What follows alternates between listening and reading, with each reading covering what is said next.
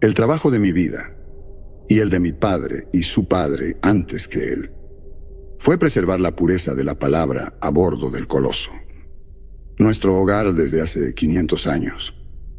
Ese trabajo consistía en tinta y pergamino sintético, en proteger los textos de la decadencia y la corrupción del significado. Soy Valdés, guardián del canon para la secta del viaje final, la fe que guió a nuestro pueblo a través de generaciones de oscuridad entre las estrellas. Toda mi existencia había sido una preparación para este día, el día en que pisaríamos Rada, la página final. Nuestra fe enseñaba que el viaje era una gran redacción, un proceso divino de edición para purificar a la humanidad en la creación final del arquitecto. El Coloso era el crisol. Rada era la recompensa. Lo creía no con la simple convicción emocional de los obreros del sector de fundición, ni con la reticente sumisión de los ingenieros del sector técnico. Lo creía como un hombre cree en la integridad de una oración perfectamente estructurada. Era lógico, era ordenado, era verdad. Cuando la nave de aterrizaje se posó, no hubo celebración.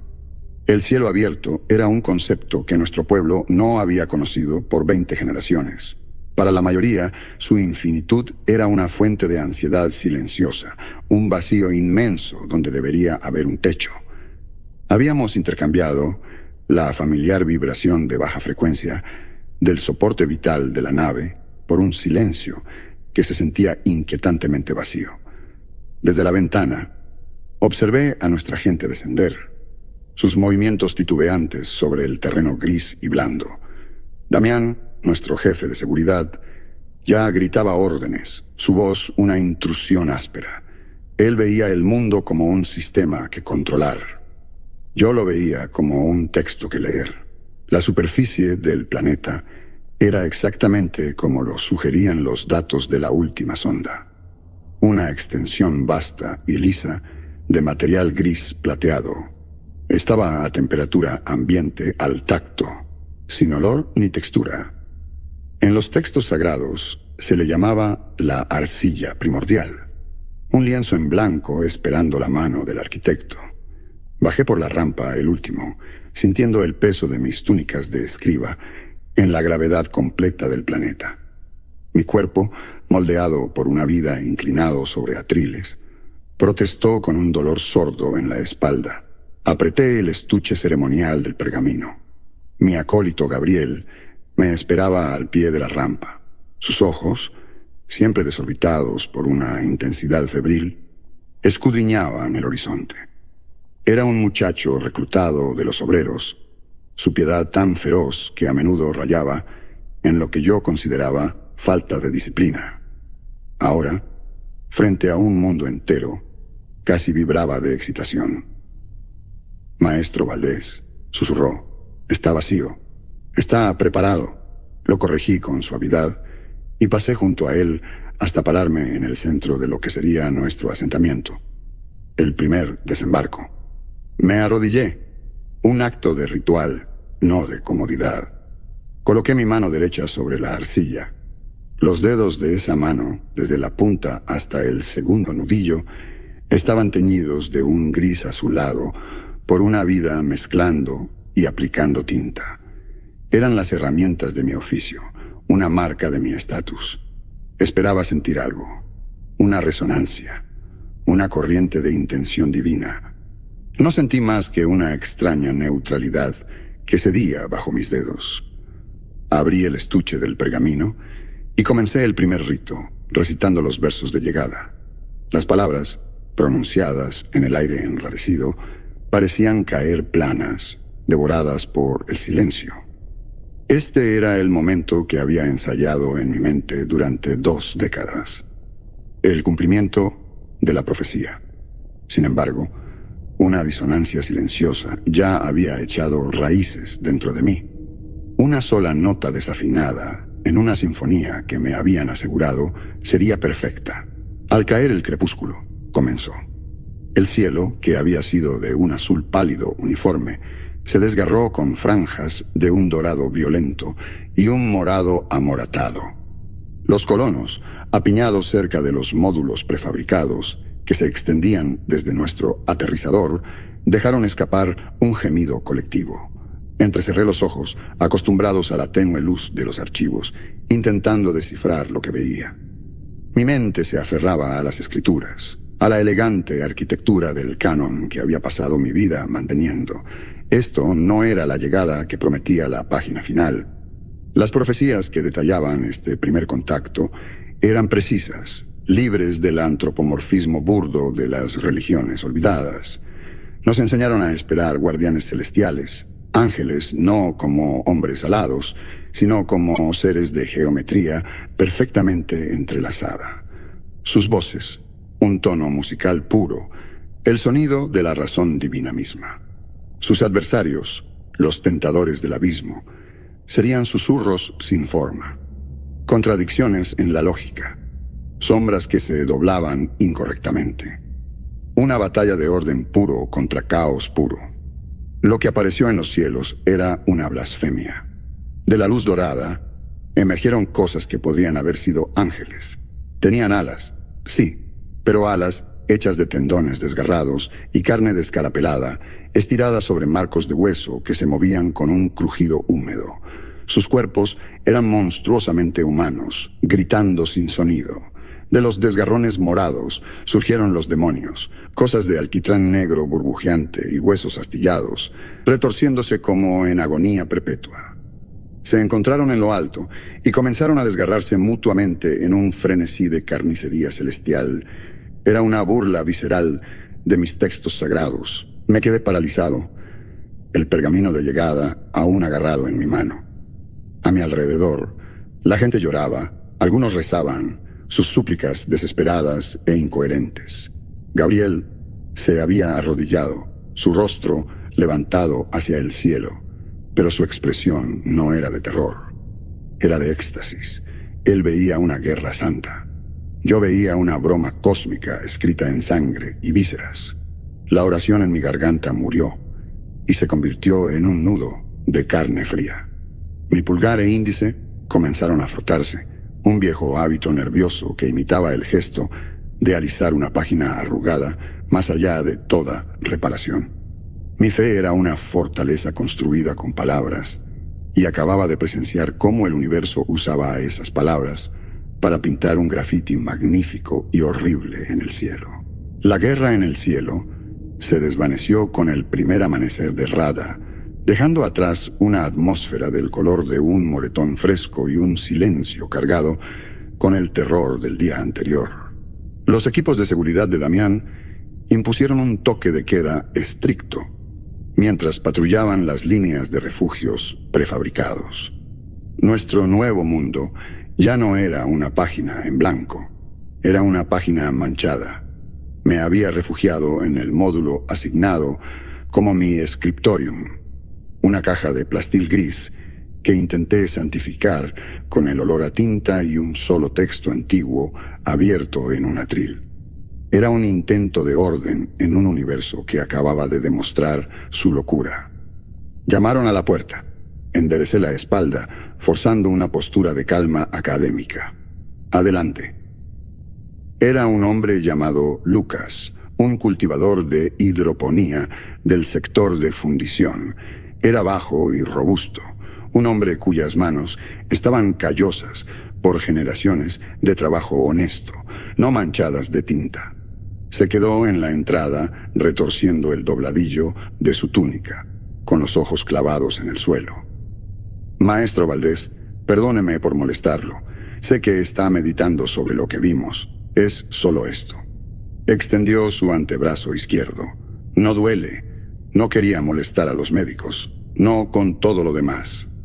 Vi una mancha descolorida en la piel cerca de su muñeca, un marrón moteado contra su piel pálida, no más grande que mi pulgar. Mi primer instinto fue alivio. Un problema simple, terrenal. Probablemente sea una reacción alérgica a algo en el aire, Lucas. Estamos en un mundo nuevo. El cuerpo debe adaptarse. Eso pensé yo también, dijo, dando un paso vacilante hacia adelante. Pero mire, lo llamé hacia adelante con una expresión paciente, sacerdotal. Colocó su brazo bajo la luz del panel. Me incliné, mi mente ya formando las palabras gentiles y tranquilizadoras que usaría para disipar su miedo, pero entonces vi líneas delgadas, como cabellos dentro de la decoloración, como vetas de un pigmento más oscuro. Estaban estructuradas. Seguí la curva de una, el trazo descendente de otra. Las líneas formaban una letra. Era una réplica tridimensional perfecta de una A mayúscula del script del canon superior. Mi A, la que había perfeccionado durante una década, con un leve floreo hacia arriba al inicio de la pata izquierda y una barra transversal que se sentaba apenas una fracción más baja de lo que dictaba la tradición. Era tan única como una huella digital. Era mi firma, plasmada en tejido vivo. Un sabor a metal viejo llenó mi boca. El aire en la pequeña habitación se sintió viciado. Mi mano, la que había colocado en el brazo de Lucas para estabilizarlo, se sintió como la de un extraño. El mundo se redujo a ese pequeño parche de piel, al milagro grotesco de mi trabajo, floreciendo como un cáncer en la carne de este pobre hombre. Vi el orgullo que sentía por mi oficio, la arrogancia secreta que albergaba en mi corazón, y la vi hecha realidad como una plaga. Retiré la mano y me enderecé. Forcé mi rostro en un manto de autoridad benigna. Hiciste bien en traerme esto, Lucas. Es inusual, una señal de la atención del arquitecto en estos tiempos difíciles. La mentira fue algo repugnante en mi lengua. Manténlo cubierto. No hables de ello. Esperemos a que el plan del arquitecto se revele con más claridad. Me miró. Su rostro simple y honesto inundado de alivio. Mi calma lo había calmado. Sí, maestro Valdés, gracias. Retrocedió fuera de la habitación y me quedé solo. Permanecí inmóvil durante mucho tiempo. Miré mi mano derecha a la mancha que me marcaba como guardián del canon. Por primera vez, no se sintió como un símbolo de mi cargo, sino como el residuo de un crimen. Había pasado 15 años de mi vida intentando limpiar el nombre de mi familia, de la herejía paternista de mi bisabuelo, la creencia de que el arquitecto era solo un patrón cósmico, sin pensamiento. Ahora me había convertido en el arquitecto de una plaga. Mi propia vanidad intelectual, su plano.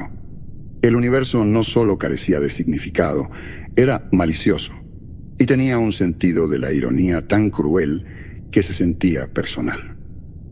Durante los siguientes 10 días viví una mentira. Mi rutina diaria, que alguna vez fue mi armadura contra el caos, se convirtió en la jaula que contenía mi pánico creciente. Me despertaba, comía, rezaba y trabajaba exactamente a las mismas horas, mis acciones medidas, mi rostro un velo cuidadosamente arreglado de piedad. Aconsejé al puñado de otros colonos que vinieron a mí con el estigma, como había comenzado a llamarlo en la privacidad de mis pensamientos. Les di el mismo consejo inútil que le di a Lucas. Era una prueba, una señal, un examen de fe. Manténganlo cubierto. Sean pacientes. Recen. Cada palabra se sentía como tragar vidrio. El secreto se enconaba dentro de mí, aislándome más completamente que los 500 años en el vacío. El ambiente de Rivera se agrió. El miedo era una fiebre baja que nadie reconocía, pero que todos sentían. Las conversaciones se detenían cuando te acercabas. La gente se agrupaba en pequeños grupos, lanzando miradas a sus vecinos, buscando señales. Las mangas largas se volvieron comunes, incluso en el clima templado. El horror era ahora innegable, pero seguía siendo privado, un secreto compartido que todos fingíamos no guardar. La farsa terminó el día 11. Una mujer llamada Dalia se desplomó en la plaza central, a medio camino entre la nave convertida en capilla y el sector de hidroponía. Un ataque, dijeron al principio. El equipo de seguridad de Damián llegó en minutos, formando un perímetro. Me llamaron, mi presencia como autoridad espiritual, aún un ritual necesario. Me abrí paso entre la multitud, mis túnicas de escriba separando el mar de colonos vestidos de gris. Vi a Dalia en el suelo. No estaba convulsionando. Arqueaba la espalda, su cuerpo mantenido en una curva rígida, sus articulaciones trabadas. Su túnica se había rasgado en el hombro, y vi por qué. No era un parche, era un verso que se extendía. Un párrafo de texto sagrado, en mi propia caligrafía distintiva, se había extendido desde su cuello sobre su clavícula y bajaba por su brazo. La piel ya no era piel. Era dura, inflexible, con la textura seca y pálida de pergamino antiguo. Las letras negras estaban en relieve, tridimensionales, como si la palabra misma estuviera empujando desde dentro de ella. Sus movimientos eran rígidos, acompañados por el sonido seco de su carne endurecida, raspando contra la tela de su ropa. Damián se arrodilló a su lado, su rostro un retrato de disgusto controlado. No veía a una persona. Veía un riesgo biológico, una falla en su sistema. Es un patógeno, le dijo a uno de sus subordinados. Protocolos de cuarentena total. Llévenla a la sala médica. Quiero a todos los que tuvieron contacto con ella aislados. Esto no es una enfermedad, jefe, dijo una voz. Era Gabriel. Había pasado la línea de guardias, sus ojos fijos en el cuerpo transformado de Dalia. Donde Damián veía contagio y yo veía una perversión horrible de mi trabajo, mi acólito veía algo más. Su rostro brillaba con una expresión de asombro extático. No es una enfermedad, repitió, su voz resonando con una certeza que silenció a la multitud. Se arrodilló al otro lado de Dalia, su expresión de puro asombro. Es estigma, es el cumplimiento de las escrituras. La palabra se hizo carne. Está sucediendo ahora mismo en nosotros. ¿Cómo pueden no ver la gloria en esto? Mi voz sonó tensa. Gabriel, no entiendes. Esto es una corrupción, una plaga que usa la máscara de las escrituras. Finalmente, se volvió a mirarme, y no había duda en sus ojos, solo una luz ardiente y compasiva. No, maestro, usted es el que no entiende. El arquitecto nos está rehaciendo a su imagen, y su imagen es la palabra. Esto no es una plaga, es apoteosis. Las palabras se atascaron en mi garganta. Esa es mi mano, Gabriel. Mi trabajo se está usando para crear este horror. La revelación que debería haberlo destrozado solo fortaleció su convicción. Sus ojos se abrieron. Una sonrisa lenta se extendió por su rostro, una expresión de claridad sublime y aterradora. Por supuesto que es humano, susurró, su voz resonando con la fuerza de un nuevo evangelio. Por supuesto que lo es. Usted es el conducto elegido, el guardián del canon. El arquitecto habla a través de usted y ahora escribe sobre nosotros. Las palabras de Gabriel se asentaron sobre la multitud. Una verdad nueva y terrible para aquellos con fe para escucharla. Unos pocos colonos cerca de él miraron de su rostro extático a la forma retorcida de Dalia y luego a mí sus expresiones cambiando de miedo a una reverencia confusa. Mi negación pública había sido interpretada como humildad, un profeta rechazando su propio manto. Mi horror fue visto como un temor sagrado. En ese momento me convertí en prisionero de mi propio trabajo. Damián ignoró el debate teológico. Era un hombre de acción, y la acción requerida era contención. Llévensela, ordenó a su equipo de seguridad. Y llévenselo a él, añadió, señalando con la barbilla a Gabriel, incitando al pánico. 2 guardias agarraron los brazos de Gabriel. No luchó, simplemente sonrió. Una expresión serena y beatífica en su rostro. mientras lo arrastraban.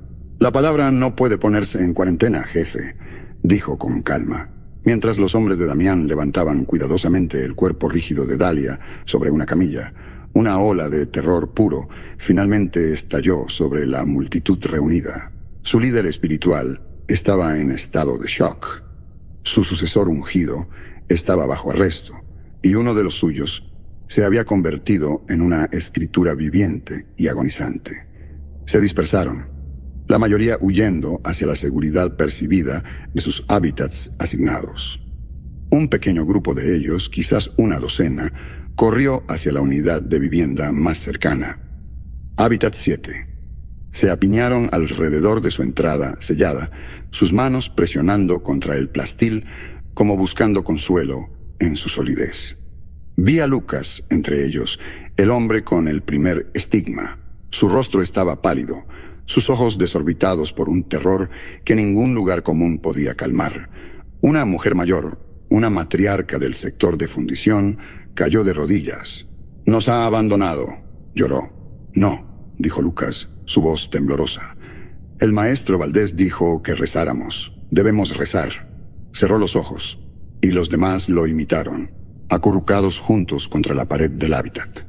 Sus voces se elevaron, un coro desesperado de súplicas superpuestas. «Arquitecto, ve nuestro sufrimiento, protege a tus hijos». Entonces, la voz de la matriarca cortó a través de las demás, fuerte y clara, alimentada por la desesperación. «Concédenos seguridad, una fortaleza contra esta oscuridad, un refugio de este horror». Un nuevo tipo de horror me atravesó.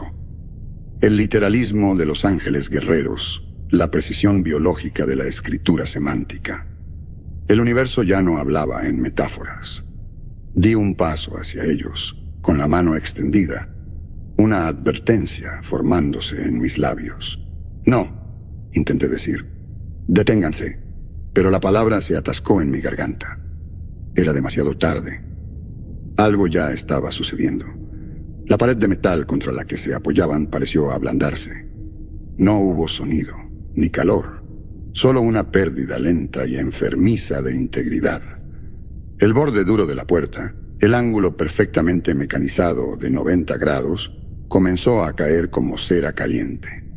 Un hombre que tenía la mano presionada contra la pared gritó, intentando liberarla, pero el plastil se había vuelto viscoso, pegándose a sus dedos. Una quietud profunda se asentó en mi pecho.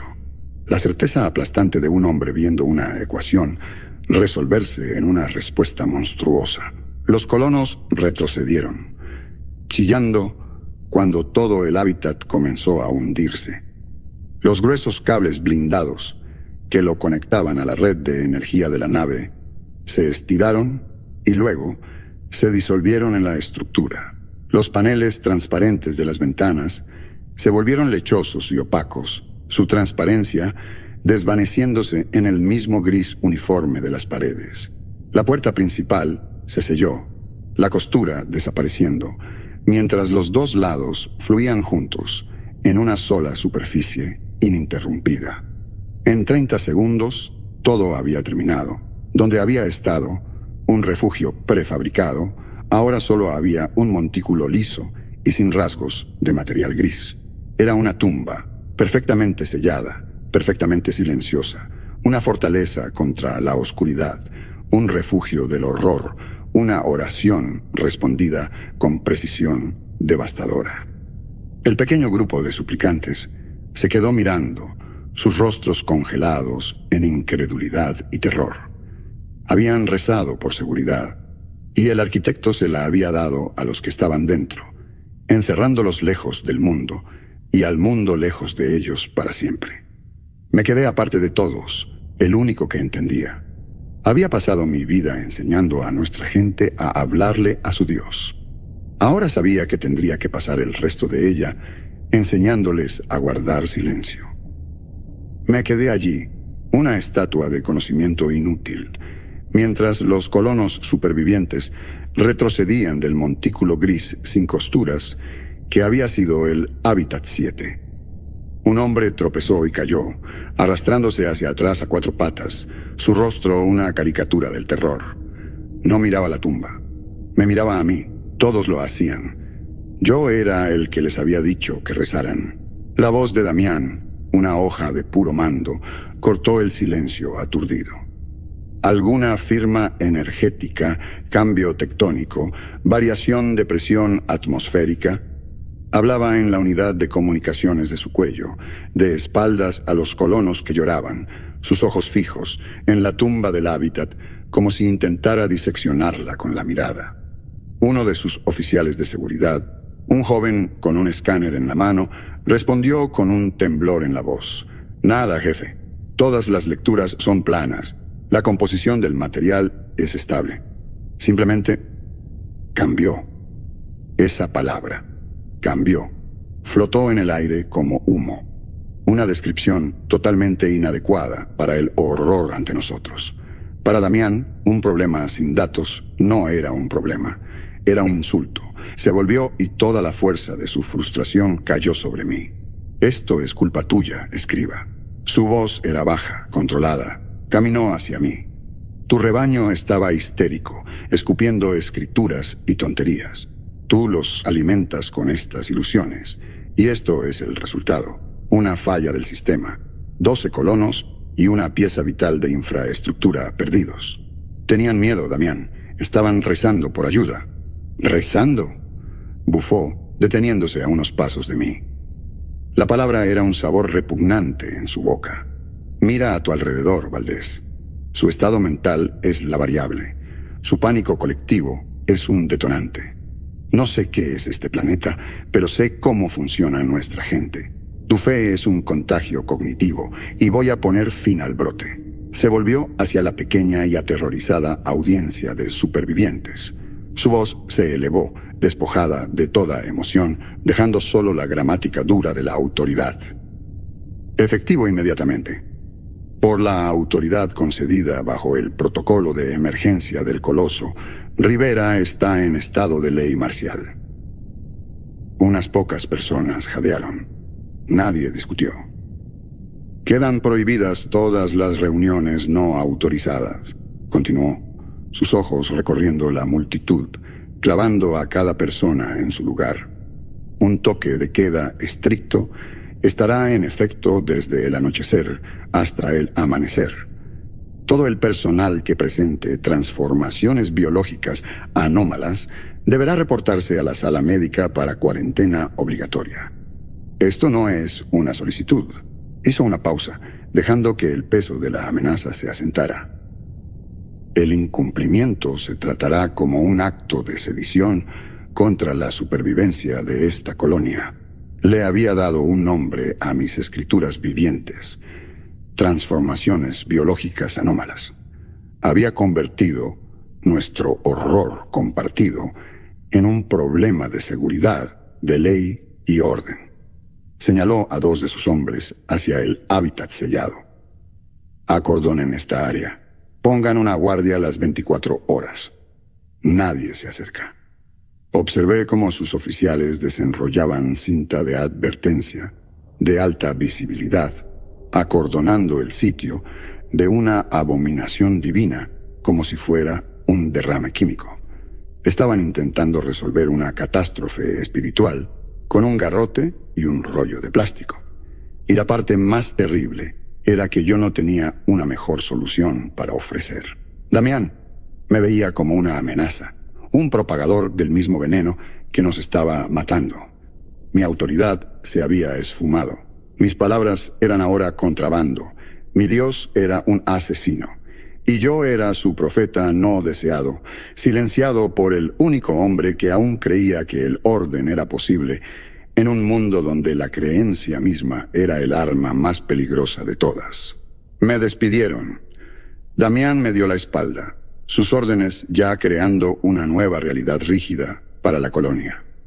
Me retiré a mi scriptorium, el único espacio donde aún conservaba algún atisbo de autoridad, y hasta eso era una ficción. Los días que siguieron fueron sofocantemente silenciosos. La ley marcial de Damián descendió como un sudario. La colonia, una vez unida por una fe compartida, ahora estaba atomizada por la sospecha. Vecinos que habían rezado juntos, ahora se observaban desde sus puertas. La milicia de Damián, de rostros sombríos y armados, patrullaba los caminos del asentamiento con un ritmo metronómico. Su presencia era un recordatorio constante de que la mayor amenaza ahora éramos nosotros mismos. No estaba confinado, no oficialmente, pero sentía que las paredes de mi scriptorium se cerraban a mi alrededor. Mi trabajo no tenía sentido. Los textos sagrados eran un catálogo de mentiras y comandos letales. Predicar desde ellos sería un acto de asesinato.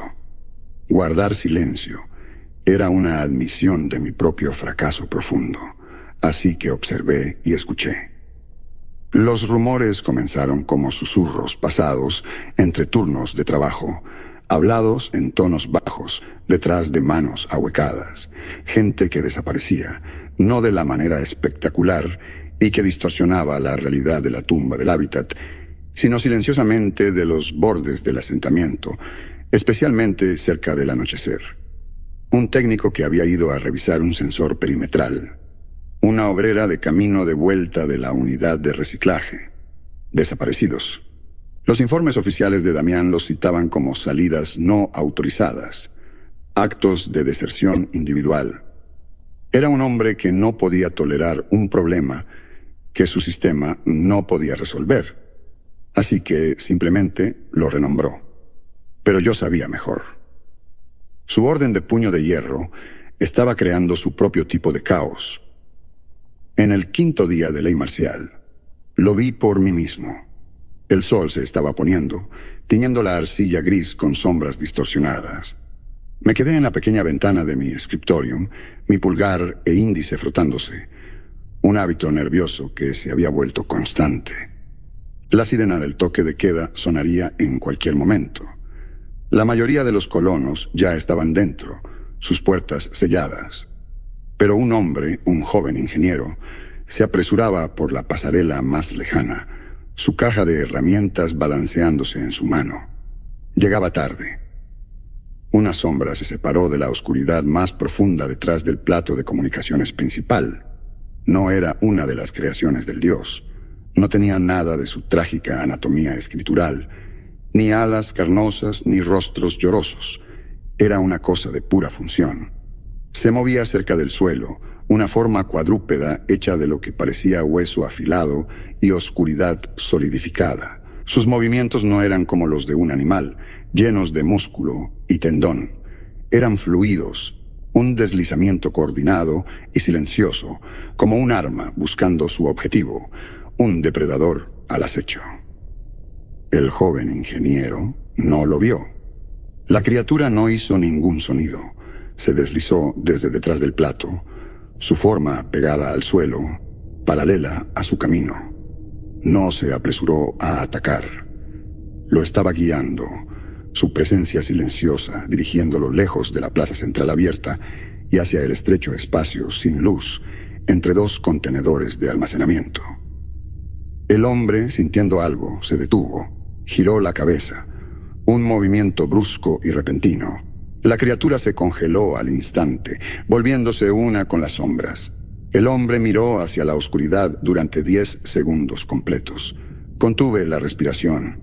Lo vi sacudir la cabeza, un pequeño gesto de autorreproche, y continuó su camino, acelerando el paso. En el momento en que giró la espalda, la criatura se movió de nuevo. Cubrió la distancia en 2 zancadas silenciosas y fluidas y estuvo sobre él. No hubo rugido, ni chillido de ira divina. Solo un sonido húmedo y ahogado, abruptamente cortado. La criatura arrastró el cuerpo del hombre de vuelta a la sombra profunda entre los contenedores y desapareció. Todo el evento tomó menos de 15 segundos. Fue brutalmente eficiente. Fue táctico. Una realización sombría se apoderó de mis entrañas. Esto no nació de la fe o las escrituras. Esto nació de un manual de seguridad. Era la manifestación física del miedo profesional más profundo de Damián. Amenazas invisibles, depredadores silenciosos, eliminando a los débiles y los desprevenidos. Su paranoia disciplinada e inquebrantable era una forma de creencia tan poderosa como cualquier religión, y el planeta también lo estaba escuchando a él. Estábamos atrapados entre dos dioses en guerra, uno nacido de mi fe fracturada y otro nacido de su orden absoluta. Mis libros sagrados eran inútiles.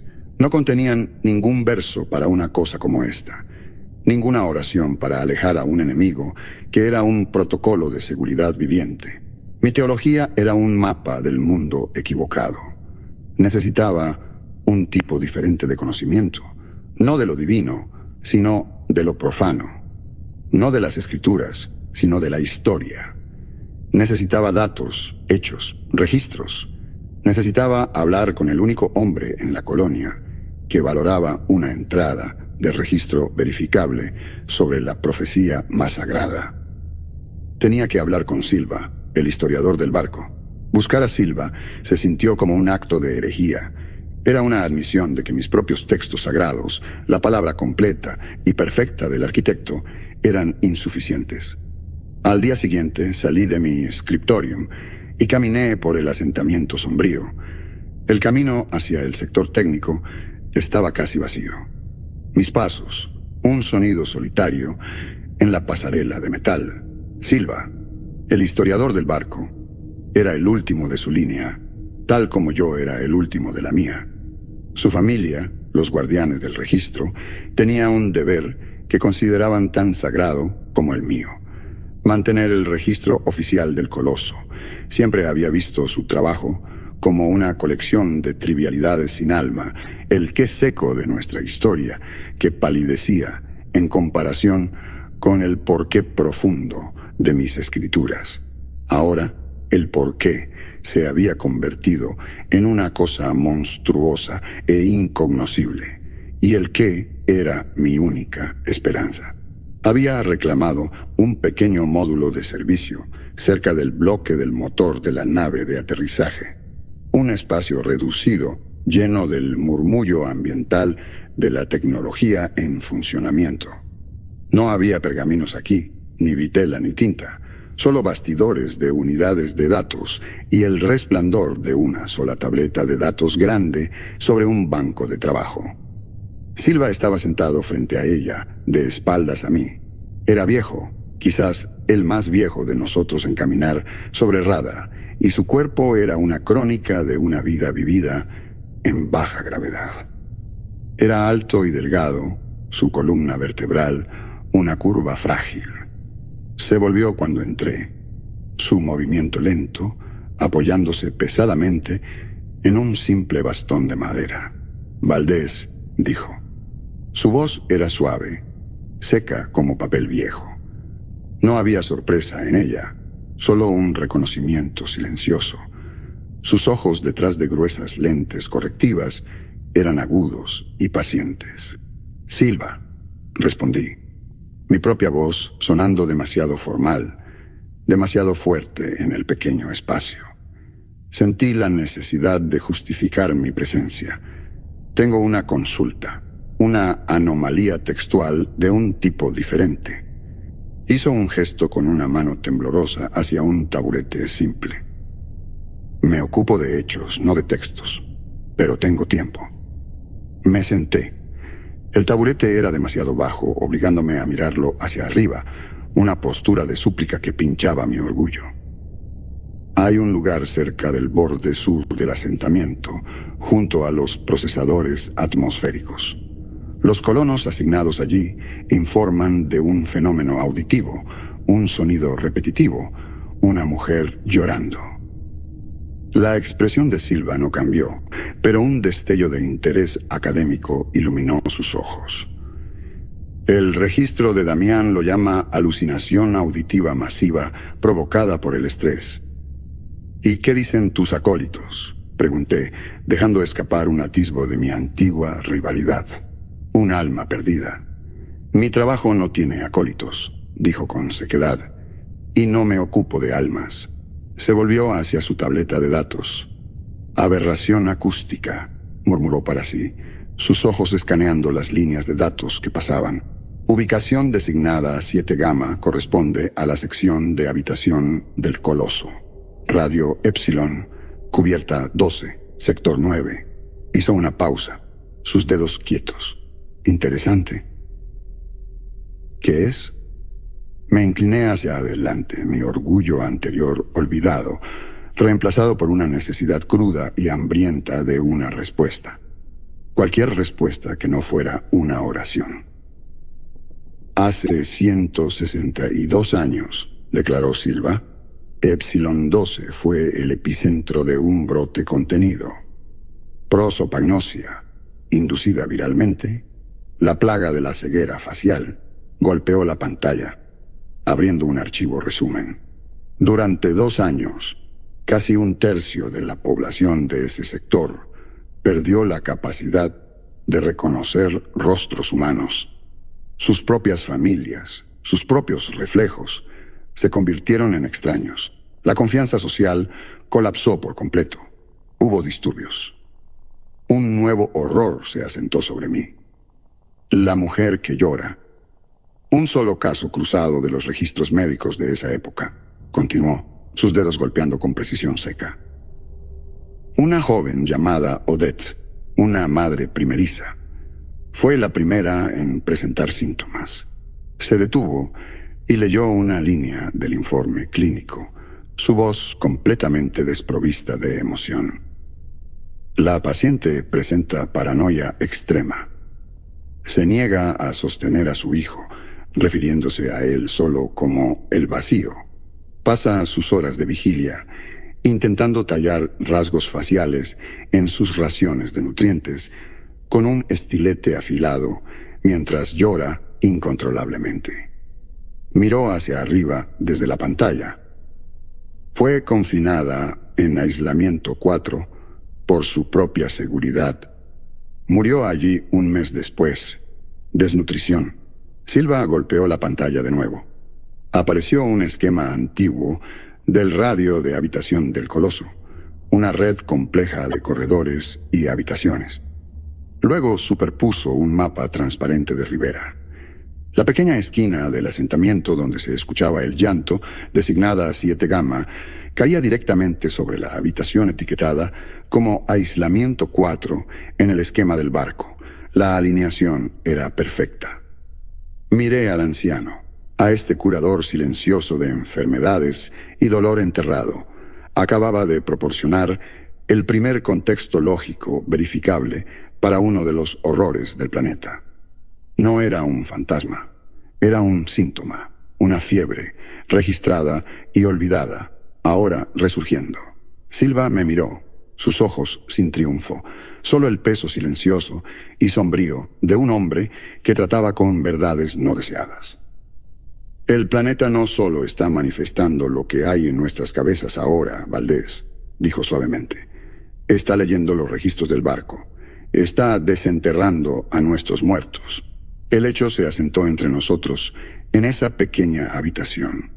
Saber la causa de una enfermedad no era lo mismo que tener su cura. Mi Dios no era un ser consciente, sino un arqueólogo psíquico reanimando ciegamente cada trauma y pecado enterrado en los bancos de memoria de 500 años del Coloso. Mis textos sagrados no eran una guía, eran una lista de detonantes. Mi alianza con Silva se convirtió en el nuevo centro secreto de mi vida.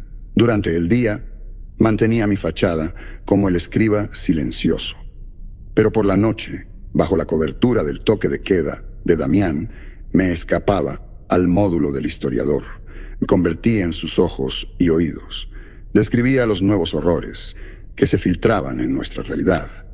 Un colonista cuyas cuerdas vocales fueron reemplazadas por una masa densa y fibrosa, después de rezar para que sus palabras tuvieran más peso. Una sección del sector de hidroponía donde las plantas se habían fusionado en una sola entidad después de una oración por una cosecha unificada. Cada vez describía la manifestación en el lenguaje preciso y observacional de un erudito. y cada vez Silva asentía, sus manos frágiles moviéndose sobre su tableta de datos, y encontraba el trauma correspondiente en el registro del barco. El hombre con la voz fibrosa, su antepasado, era un mentiroso notorio, silenciado durante un intento de motín. La cosecha unificada. Creció en el lugar donde una facción de ingenieros había intentado fusionar sus conciencias con el mainframe del barco. Un fallido levantamiento que llamaron la rebelión. Nuestro pasado no era una lección. Era nuestra maldición, repitiéndose con grotesca fidelidad. La tensión en el asentamiento se estiraba, lista para romperse. Damián había encarcelado a Gabriel en la sala médica bajo cuarentena, tratando su ferviente creencia como una patología. Pero encerrarlo solo amplificó su leyenda.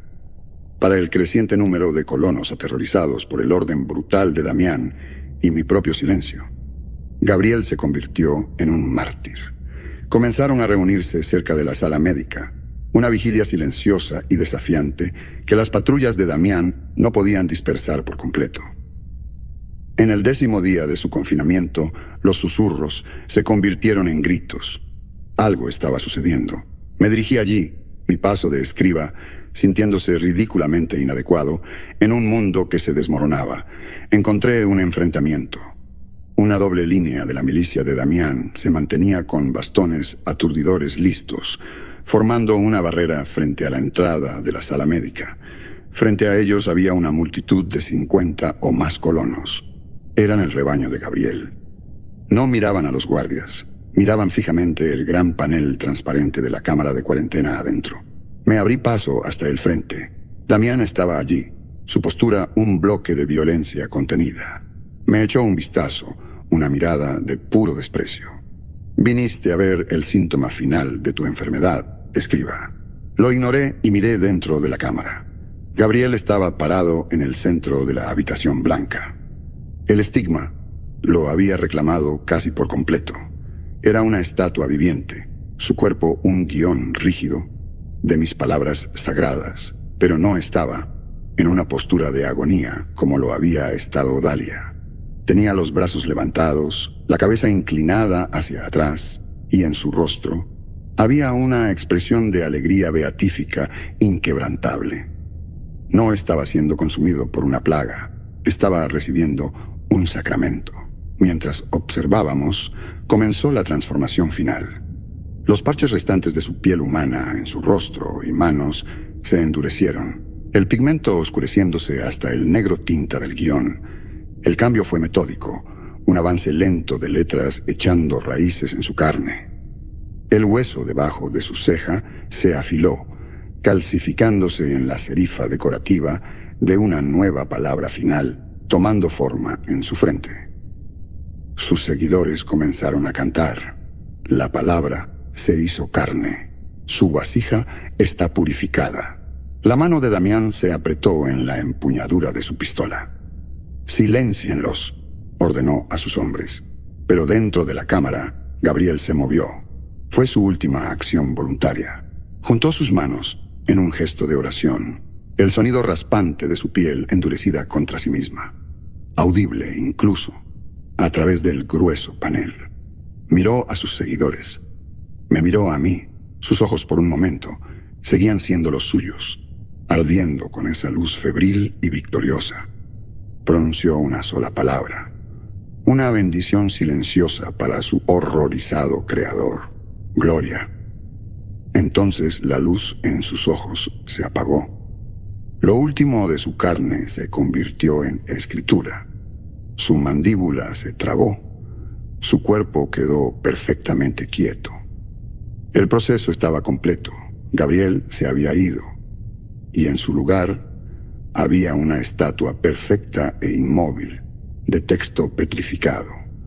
Un monumento al poder aterrador de la fe, sin duda. El silencio que siguió fue roto por un solo sollozo de adoración de la multitud. Un sonido no de dolor, sino de profunda y terrible devoción. Tenían su mártir, tenían su ícono, y a mí me quedaba contemplar la cosa hermosa y horrible que mi trabajo había creado. El sollozo de adoración rompió el hechizo. Fue un catalizador. La multitud de seguidores de Gabriel avanzó, no con violencia, sino con un propósito desesperado y unificado. Se abalanzaron contra la línea de la milicia, sus manos extendidas hacia la sala médica, hacia su nuevo Dios silencioso. Los hombres de Damián se prepararon, sosteniendo sus bastones aturdidores defensivamente. El frágil orden de la ley marcial se resquebrajaba justo por la mitad. La expresión de Damián estaba tallada en hielo y rabia. Veía su sistema, meticulosamente construido, fallando ante sus ojos, socavado por un símbolo religioso que no podía categorizar, interrogar o controlar. Así que eligió la única herramienta que su visión del mundo permitía: la erradicación. Se volvió hacia dos de sus guardias, su voz cortando a través del murmullo creciente de la multitud. Consigan un cortador de plasma de recuperación. Trataremos esto como un peligro estructural. Quiero que lo seccionen y lo remuevan para análisis. La orden era tan fríamente pragmática, tan completamente ajena al evento sagrado que acababa de ocurrir, que dejó a la multitud muda por un momento. Iban a desmembrar un milagro. Un hombre dio un paso adelante desde el rebaño de creyentes. Era Lucas, el cultivador de hidroponía, el primer hombre que había venido a mí con el estigma. El parche en su propio brazo se había extendido. Ahora un verso que se arrastraba alrededor de su muñeca como un grillete. Ya no era un simple agricultor.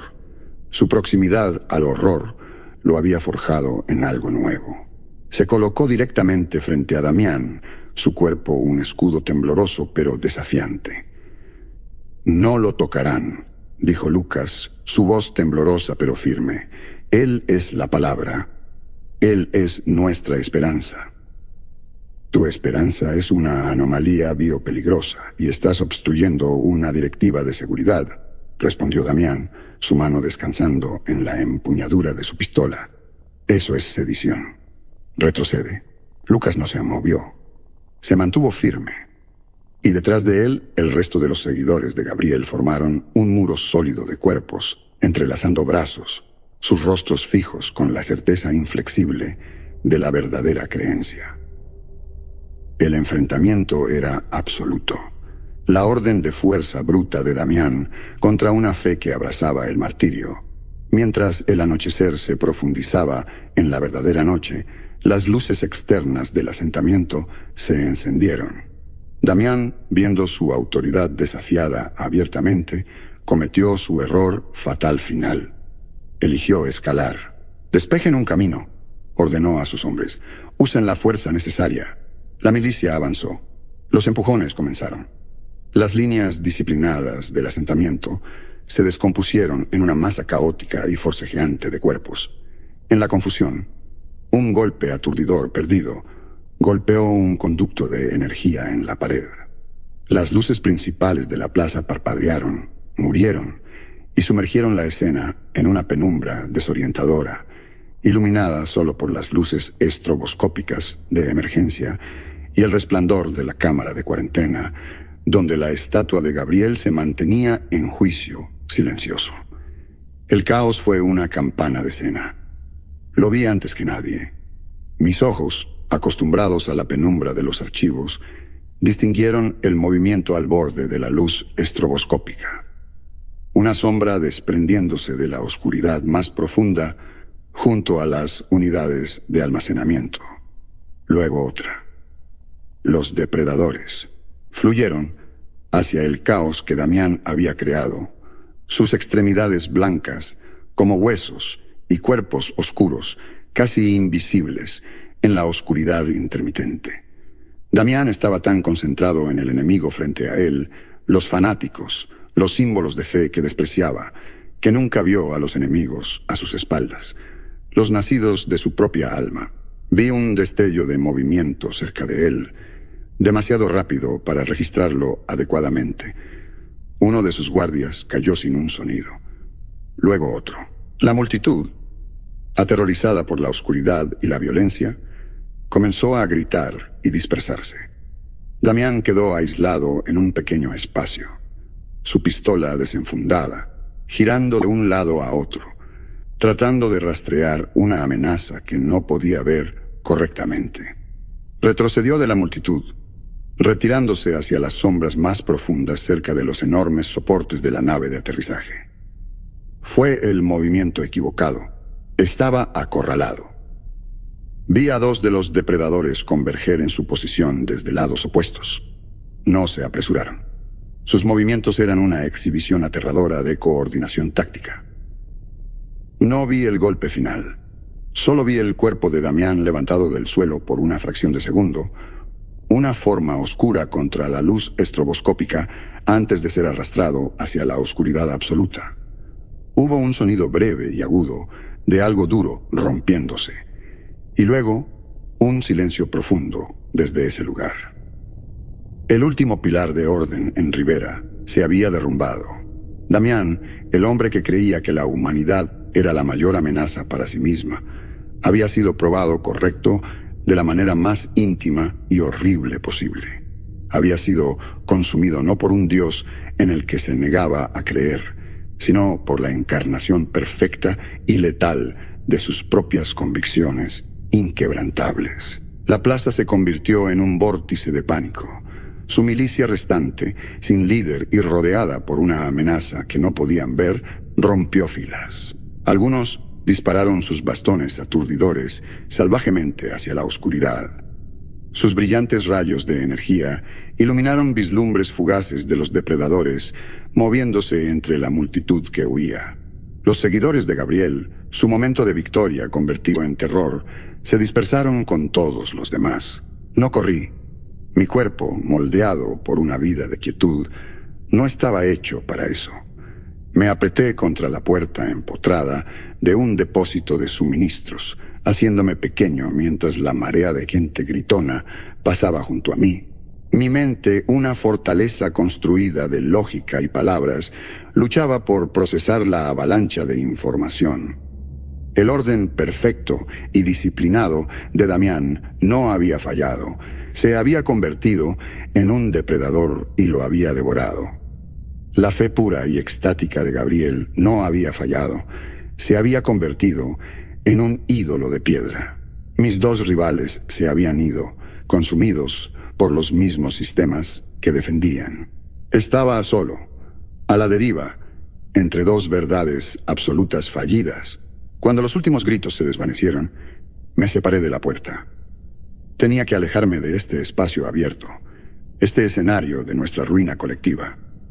Me metí por un corredor de servicio y me encontré en la entrada del sector principal de hidroponía, un lugar de vida. Se sentía como el único santuario que quedaba. Deslicé la puerta y entré. El aire era cálido y húmedo, rico con el olor a tierra mojada y cosas creciendo. Pero algo estaba mal. Las hileras de camas de nutrientes, usualmente de un verde vibrante y agresivo, parecían cansadas. Las hojas anchas de los análogos de col rizada ricos en proteínas estaban teñidas de marrón, sus bordes enrollándose hacia adentro. Caminé más profundamente en el sector, mi mano rozando una hilera de judías de vid marchitas. Se sentían frías y quebradizas.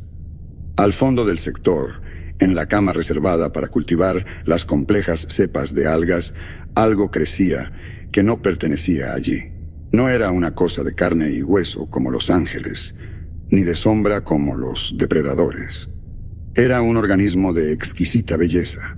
Tomaba la forma de un prisma geométrico, una estructura de ángulos perfectos y superficies transparentes impecables, que giraba lentamente. La luz de las lámparas de hidroponía se refractaba a través de él, proyectando un baile hipnótico de arcoíris en la pared lejana. Era elegante, era ordenado, era lógico. Las palabras del manuscrito corrupto, el pasaje que había reescrito en secreto hace 15 años, florecieron en mi memoria, una coincidencia perfecta con la cosa ante mí.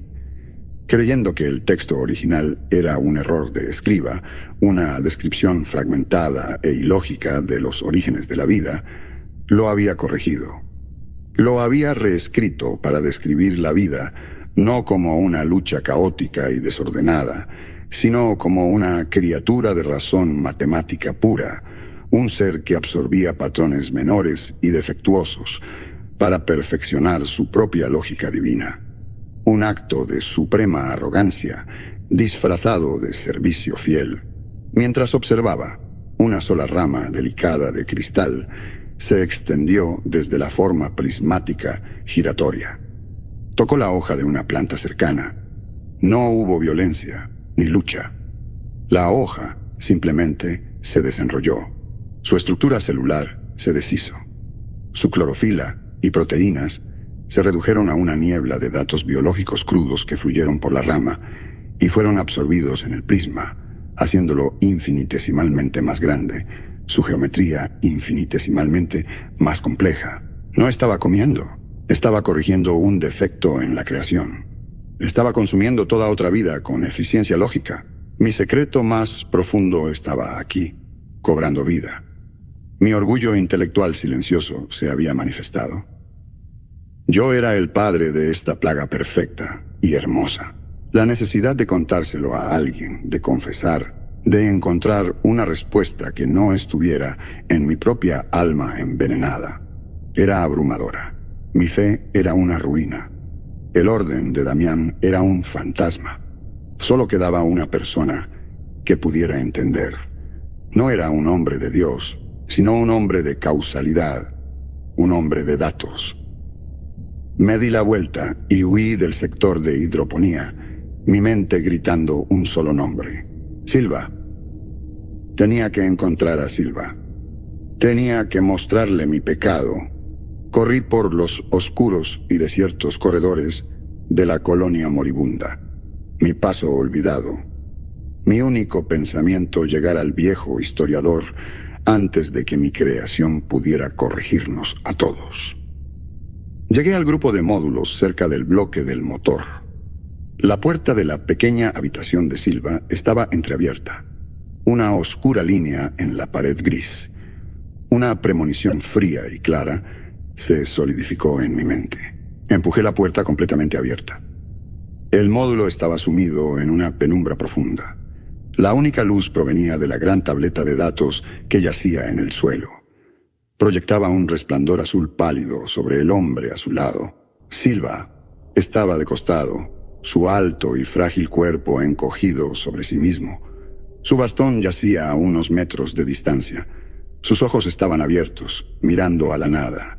Di un paso tambaleante hacia adelante, luego otro, mi mente negándose a ensamblar las piezas. Silva.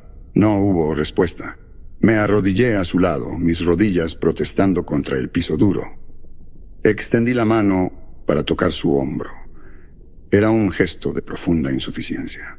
Busqué una herida, alguna señal del horrible arte trágico que el planeta usualmente infligía. No había nada de la trágica artesanía de los dioses aquí, solo una pequeña mancha oscura en el frente de su camisa gris, alta en el pecho. Le aparté suavemente la tela. Una pequeña herida de punción precisa, no más ancha que mi pulgar. Estaba limpia, casi quirúrgica. Había muy poca sangre. No era obra de un dios. Era obra de un asesino.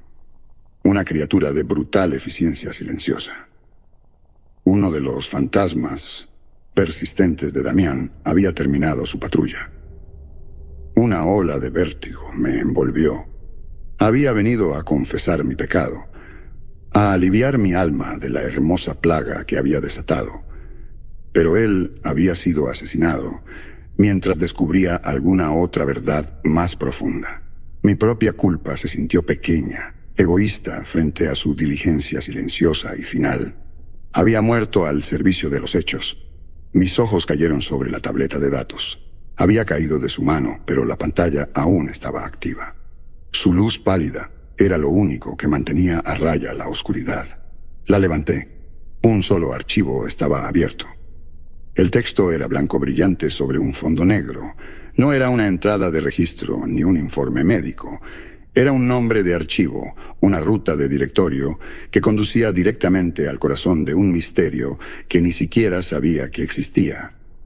Archivo prohibido. Registros de mando del Coloso. Año 1, división psicológica. Y debajo, el nombre del archivo mismo. Protocolo del arquitecto.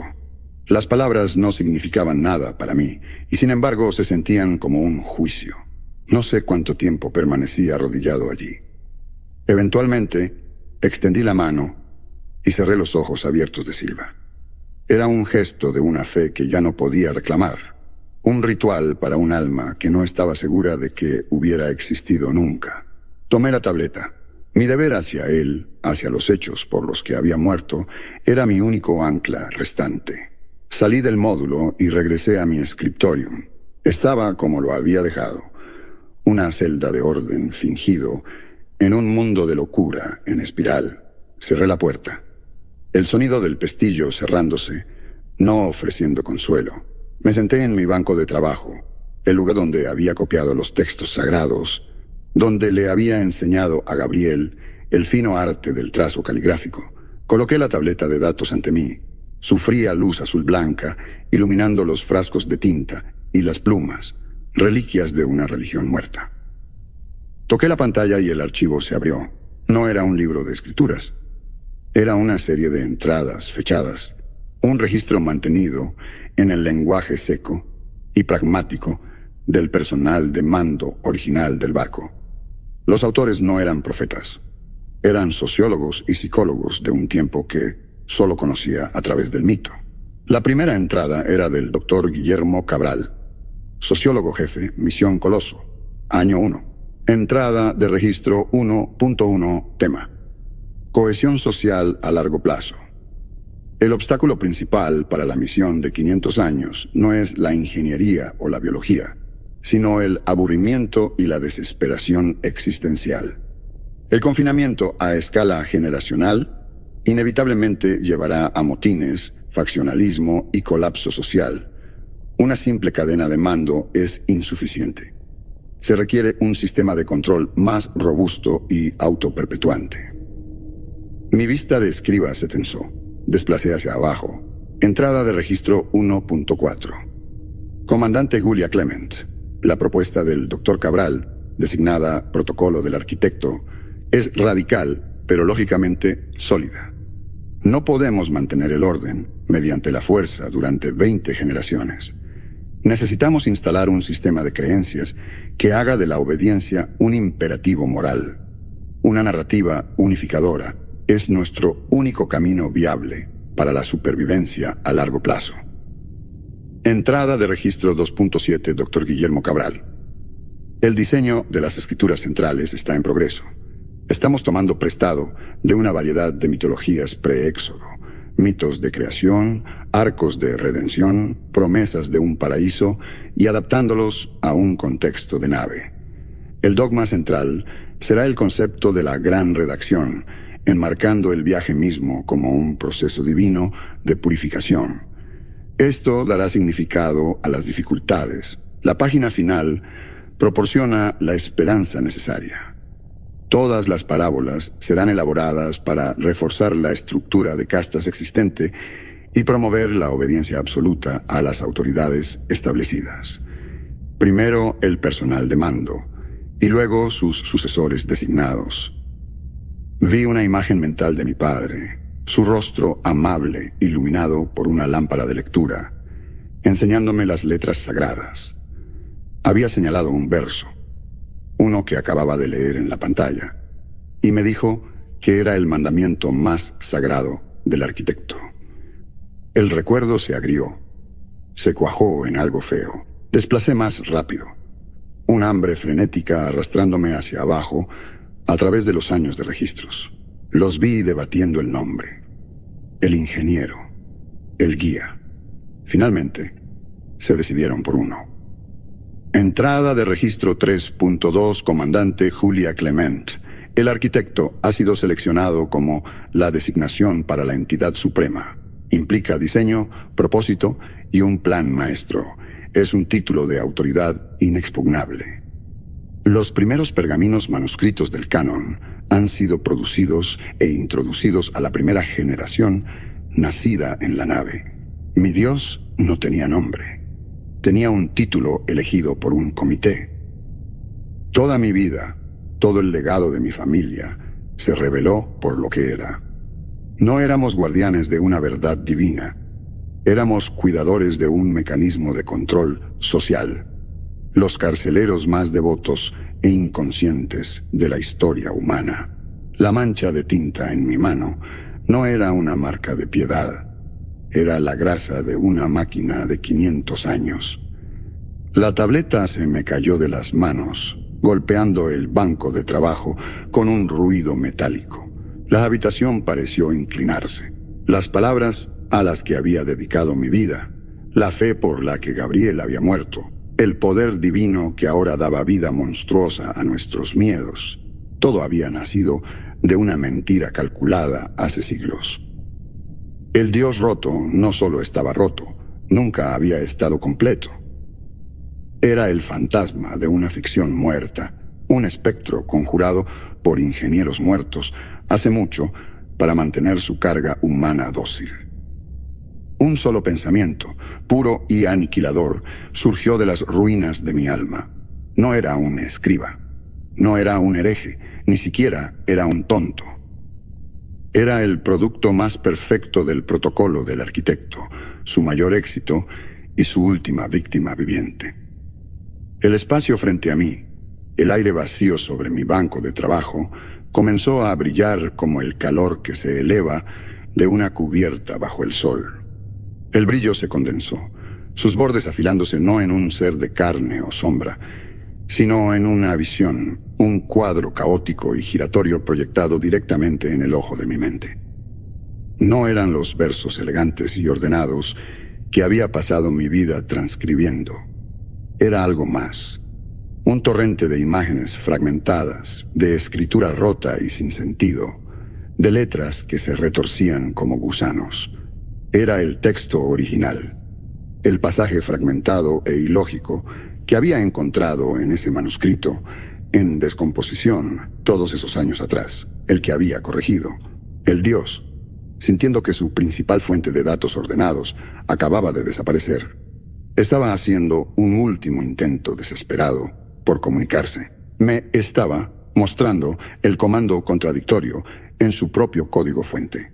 Una visión de un universo verdaderamente aleatorio, sin sentido, de la vida no como un gran diseño, sino como un accidente caótico y sin sentido. Era la verdad central de la herejía paternista de mi bisabuelo, traída a la vida. Era una súplica, una pregunta de un ser de pura fe, rogando por una edición, por una corrección del hombre que ya no creía en el autor. Me estaba mostrando su ruptura, rogándome que lo hiciera completo. Y todo lo que podía sentir era una lástima profunda e insondable por el monstruo que mis ancestros habían creado. La visión se desvaneció, dejando un rastro de ozono y el profundo y agotador dolor de la pérdida final. Mi miedo se había ido, quemado por la verdad. Mi fe se había ido. Todo lo que quedaba era una claridad silenciosa y vacía. Me puse de pie, abrí la puerta y salí a la colonia en ruinas. El sol estaba saliendo, arrojando su pálida luz sobre un mundo rehecho por mentiras. Un puñado de supervivientes, no más de 20, estaban acurrucados juntos en la plaza central. Estaban liderados por Lucas, el cultivador de hidroponía, su brazo ahora un pilar sólido e inflexible de escritura. Estaba predicando, usando las mismas palabras y cadencias que había aprendido de mí, y su rebaño lo escuchaba, sus rostros vueltos hacia la sala médica, hacia la hermosa estatua silenciosa de Gabriel. Estaban rezando, rezando al Dios monstruoso que yo sabía que era una ficción, rezando por salvación de los horrores que creaba. Su fe, cruda y desesperada, era lo único que lo mantenía vivo, lo único que evitaba que el mundo se disolviera de vuelta en arcilla primordial. Lucas me vio. Dejó de hablar. Los supervivientes se volvieron a mirarme. Vieron al guardián del canon, al escriba maestro, al hombre cuya mano era el conducto de lo divino. Vieron al profeta regresando de su comunión. Miré sus rostros desesperados. Tenía la verdad en mi mente. Un veneno que mataría su última esperanza. Una revelación que sería la ejecución misericordiosa final de toda nuestra civilización. Podía decírselo. Podía caminar hacia adelante, levantar la tableta de datos y leerles los registros del doctor Guillermo Cabral. Podía destrozar su fe, matar de hambre al monstruo y quizás concedernos a todos la paz del olvido. Pero miré sus ojos y vi el terror que seguiría, la locura balbuceante de un final sin sentido. Y no pude hacerlo. Mi papel no había terminado. El protocolo del arquitecto tenía una función final para mí. No era su sacerdote. Era su último guardián. El silencioso e incrédulo cuidador de una mentira viviente. Asentí lenta y solemnemente. Un gesto que podían interpretar como una bendición, una afirmación, una promesa. Luego me di la vuelta y me alejé, de espaldas a sus oraciones, mi sombra alargándose detrás de mí, en la tierra gris y rota. Yo era Valdés, el último hombre cuerdo en un mundo que funcionaba con creencias. Y ahora y para siempre era un cómplice silencioso del reinado del monstruo que habíamos creado. Ha pasado un año. Todavía vivo en mi scriptorium, pero ya no es un lugar de autoridad. Es un museo. Soy su único curador y su única exhibición. La gente del asentamiento, que ya no lo llama Rivera, a veces deja ofrendas en mi puerta. Una pieza de fruta del sector de hidroponía, una taza de agua purificada. Lo hacen por un sentido confuso de tradición. Soy el viejo escriba, una reliquia viviente de la era de la falsa profecía, un fósil de una fe que ahora han superado. Me llamo Valdés y soy el fantasma en la máquina que llamamos supervivencia. Ahora llaman a este lugar la Ribera de la Palabra. El asentamiento ya no es una colección de hábitats grises dispuestos en el patrón lógico del coloso. Es un sitio sagrado. La tumba del Hábitat 7, donde se concedió la primera oración respondida, es ahora un santuario. Los peregrinos tocan su superficie y susurran plegarias por permanencia. La plaza destrozada donde murió Damián ha sido consagrada a los guardianes silenciosos, y los fieles dejan pequeñas ofrendas de hueso y metal para apaciguar a las cosas invisibles que aún cazan en las sombras profundas. En el corazón del asentamiento, frente a la sala médica, se encuentra la estatua petrificada perfecta de Gabriel. Es su altar, su santo, su prueba de que la carne puede hacerse eterna. Lucas es su sumo sacerdote. El estigma se ha apoderado de todo su brazo izquierdo, un pilar rígido e inflexible de texto sagrado que ahora usa como cetro. Ha aprendido lo que yo no pude: leer el Nuevo Mundo no como un texto para entender, sino como un Dios para aplacar. Observo sus sermones desde la oscura ventana de mi módulo. Predica un nuevo evangelio, uno de brutal honestidad literal. Les enseña a rezar ahora con la precisión de un ingeniero. Sus oraciones ya no son súplicas por conceptos abstractos como seguridad o esperanza. Son comandos específicos. Que esta cosecha proporcione sustento por 7 días. Que el purificador de agua funcione sin fallar hasta el próximo amanecer. Están aprendiendo el lenguaje de la máquina. Y a veces, la máquina concede sus peticiones sin perversión irónica. Lo ven como una señal de su creciente favor. Yo lo veo como un depredador aprendiendo a cultivar su ganado. Mi propio pecado secreto también ha encontrado un lugar en su nueva fe. La plaga que desaté en el sector de hidroponía no consumió el mundo. Después de destruir esa primera cámara, su crecimiento se ralentizó y se convirtió en una característica estable, hermosa y terrible de su paisaje. Lo llaman la lógica del arquitecto. Han construido un santuario con paredes de vidrio a su alrededor. Y los veo traerle ofrendas, una planta enferma, una herramienta rota, un animal mortinato. Le ofrecen cosas imperfectas y observan con asombro envuelto, mientras el prisma de cristal absorbe la imperfección, corrigiéndola en la nada. Los veo adorar mi mayor error. Yo, el hombre que una vez se enorgulleció de su pureza intelectual, ahora soy el padre secreto y sin nombre de un dios. Mi historia personal ha terminado. Mi fe es una cámara hueca en mi pecho. Mi intelecto es una maldición porque me obliga a ver la verdad cruda de las cosas. La tableta de datos, el informe final de Silva, nunca abandona mi lado. Es un recordatorio constante de la mentira original que engendró todas las demás. El Dios que hicimos de esa mentira aún reina, alimentado por el terror y las oraciones desesperadas y específicas de su rebaño. El horror cósmico nunca fue el punto. Nosotros lo fuimos. El verdadero horror es esto. Nuestro nuevo mundo funciona.